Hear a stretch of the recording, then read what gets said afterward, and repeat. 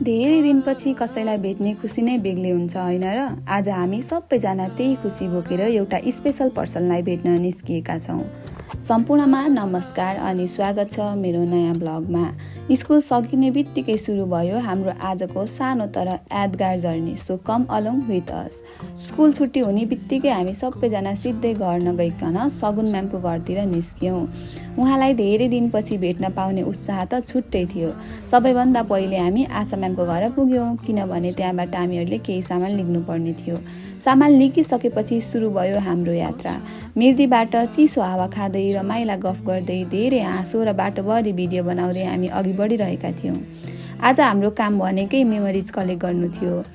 हामीहरू चाहिँ बिस्तारै पछि म्याम सरहरू पनि आइरहनु भएको थियो।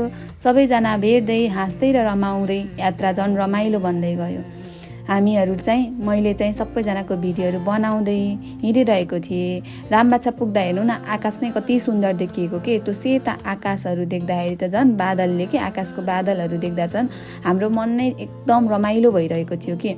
यस्तो मौसमले त झन् हाम्रो दिन अझै स्पेसल बनाइरहेको थियो। म भने सबैजनाको भिडियो बनाउने काम गरिरहेको थिएँ। सबैजनालाई भिडियोमा कैद गर्ने होइन, क्याप्चर गर्ने काम मबाट भइरहेको थियो। सबैजनालाई भिडियो बनाउँदै हिँडिरहेको थिएँ म चाहिँ। त्यसपछि हामीहरू पुग्नुपर्ने थियो तिरासी। सगुन म्यामको घर तिरासी हो नि त। त्यही भएर हामीहरू फाइनली तिरासी पनि पुग्यौँ। अब त्यहाँ पुगेपछि अब हामीहरू म्यामको घरतिर लाग्न थाल्यौँ। अलिकति माथि छ म्यामको घर चाहिँ, अनि हामीहरू पुग्यौँ म्यामको घरतिर। अब धेरै पछि उहाँलाई भेट्न पाउँदाखेरि हामी सबैजना खुसी पनि थियौँ होइन। एकदमै खुसी हुँदै हामीहरू गइरहेको थियौँ। त्यसपछि चाहिँ सबैजना सँगै भएर जाने भनेर एकछिन रोकियौँ बाहिर, म्यामको घर बाहिर। अनि सबैजनालाई कुर्यौँ। त्यसपछि वेट गरेर अनि एकछिन त्यहाँ बस्यौँ। अनि सबैजना आइसकेपछि चाहिँ हामीहरू लाग्यौँ म्यामको घरतिर। अनि त्यसपछि हामीहरू सबैजना म्यामलाई बोलाउँदै म्यामको घरभित्र छिर्यौँ। त्यसपछि अनि म्यामलाई भेट्यौँ। अनि म्याम सँगसँगै म्यामले नानु पाउनु भएको छ नि त। अनि त्यसपछि नानुलाई पनि हेऱ्यौँ। अनि त्यसपछि नानुलाई भेट्न पाउँदा झन् खुसी भएको थियो कि। नानुलाई देख्दा सबैको अनुहारमा एकदम मुस्कान छाइरहेको थियो। अनि सबैजनाले म्यामलाई शुभकामना दियौँ। अनि धेरै बेर गफ पनि गऱ्यौँ। सबैजना बसेर गफ पनि गऱ्यौँ। अनि नानुलाई लिग्यौँ।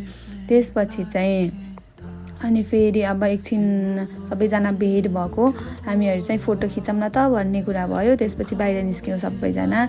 बाहिर निस्केर राम्रो भ्यूहरू हेर्दै थियौँ। अनि बसिरहेको थियौँ फोटो खिच्ने भनेर। अनि फेरि हाम्रो म्यामले, सगुन म्यामको चाहिँ हस्बेन्ड पनि आउनुभएको थियो नि त। अनि त्यसपछि हामीलाई चक्लेट दिनुभयो, कफी दिनुभयो, चक्लेट दिनुभयो।